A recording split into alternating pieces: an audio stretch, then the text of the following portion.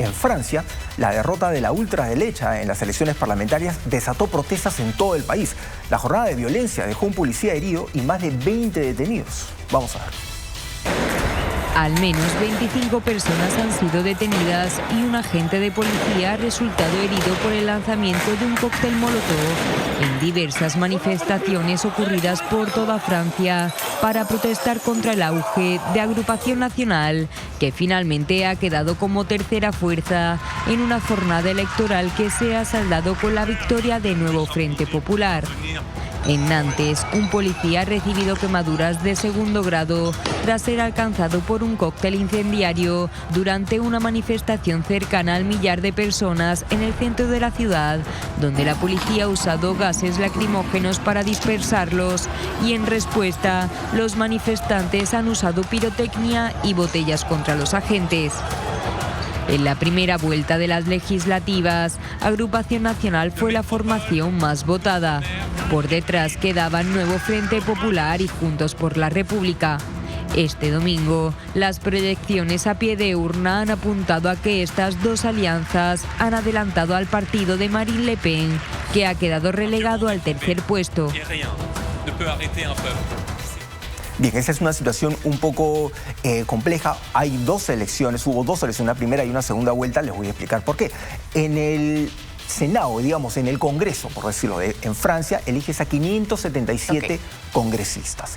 ¿Qué es lo que ocurre? Si tú superas un 50% de preferencia de los votos, ganas tu curul como congresista. En esa primera ronda, que fue hace unas semanas, solamente 76 superaron ese 50%. Entonces, de los 577, quedaban por elegir 501. De esos que alcanzaron o superaron el 50%, la mayoría eran del partido de Marine Le Pen, era el partido de la ultraderecha. Por eso hubo una segunda vuelta para elegir a los que faltaban.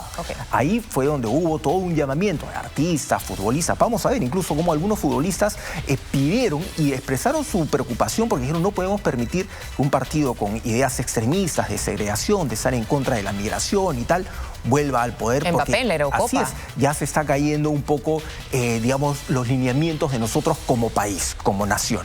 En esa segunda vuelta, que fue el día de ayer, el grupo o el partido que logró mayoría fue un partido de izquierda. El partido de Marine Le Pen no pudo poner a más congresistas y se quedó en tercer lugar, o sea, la tercera con... Y ahí no necesitaban ya 50%. Ahí ya no se necesita este 50% y es una mayoría simple porque ya se hace en una segunda vuelta. Pero ¿qué es lo complicado? Que ningún partido ha logrado una mayoría absoluta o una mayoría sustancial.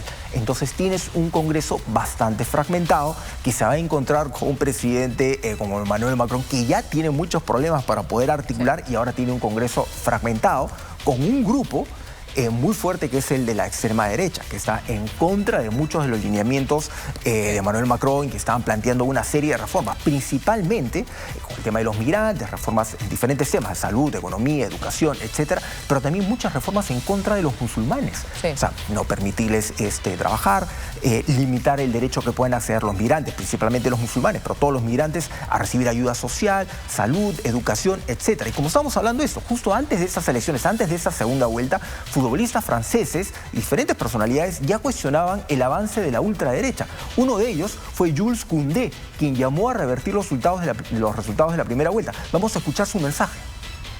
J'étais déçu de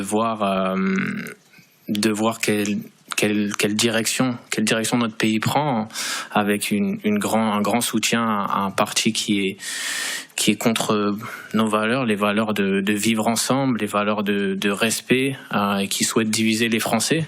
Mais je pense qu'il y a un deuxième tour, que rien n'est joué et qu'il faut encore aller chercher les personnes qui n'ont pas voté.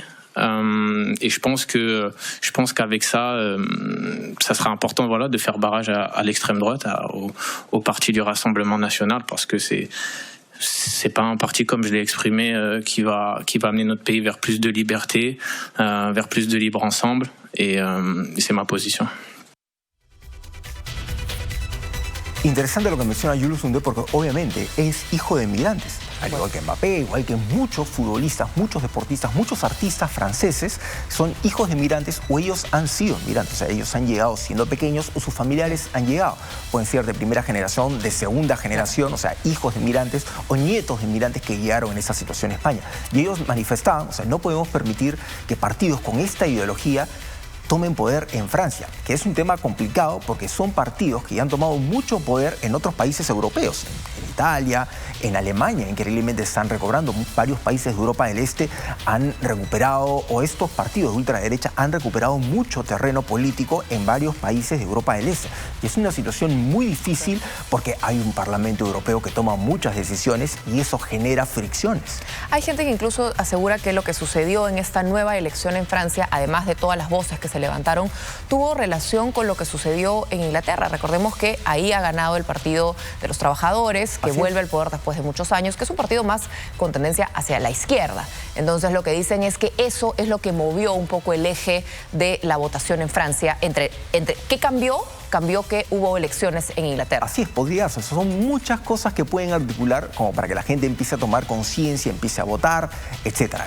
Hay que tener en cuenta que es una situación compleja porque incluso hubo una investigación que revelaba que el gobierno de Vladimir Putin había puesto plata para la campaña de Marine Le Pen. Obviamente ella marcó distancia, dijo que eso era mentira, pero la investigación estaba ahí y las evidencias también estaban ahí. Un tema bastante delicado.